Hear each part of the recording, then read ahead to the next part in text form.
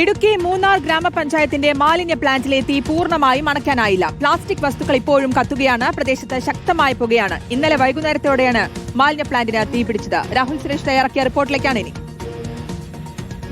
മൂന്നാർ പഞ്ചായത്തിന്റെ മാലിന്യ പ്ലാന്റിൽ ഇന്നലെ വൈകുന്നേരത്തോടു കൂടിയാണ് തീപിടുത്തം ഉണ്ടാകുന്നത്. നമ്മളിപ്പോൾ ഉള്ളത് ഈ സംഭവ സ്ഥലത്താണ്. ഈ കാണുന്ന കല്ലാറിലുള്ള ഈ മാലിന്യ പ്ലാന്റിലാണ് വൻ തീപിടുത്തം ഉണ്ടായത്. ഇന്നലെ ഉണ്ടായിരുന്ന വൈകിട്ട് ജീവനക്കാരാണ് ഇത് കണ്ടുപിടിക്കുകയും ചെയ്യുന്നത്. വൈകുന്നേരം ഒരു 5:15 കൂടിയാണ് തീപിടുത്തം ഉണ്ടാകുന്നത്.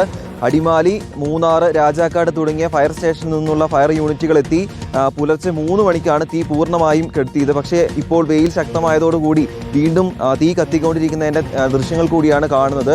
ഈ കാണുന്ന മാലിന്യം വീണ്ടും കത്തിക്കൊണ്ടിരിക്കുകയാണ്. പ്ലാസ്റ്റിക് വസ്തുക്കളാണ് കൂടുതലുമായും ഇവിടെയുള്ളത്. വലിയ രീതിയിൽ പുകപടലങ്ങളും ഈ പ്രദേശത്തുണ്ട്. നമ്മളെ കൂടെ ചേരുന്നത് ഇവിടെ ജോലി ചെയ്യുന്ന ആളുകൾ കൂടിയാണ്. വലിയ തീപിടുത്തം ഉണ്ടായത് 6-7:30 മണിക്ക് കൂടുതൽ നല്ല ഭയങ്കര സ്പീഡ്. അപ്പോൾ എല്ലാ ഓഫീസർമാരും എല്ലാവരും வந்து ஃபயர் சர்வீஸ் அதுக்கடுத்து ஜேசிபி எல்லாம் வந்து அணைச்சிட்டு அதுக்கப்புறம் ரிட்டர்னும் இது பண்ணி நைட்டு அது விட்டு தீர்த்தும் போகும். മണി 3 മണി ആச்சு.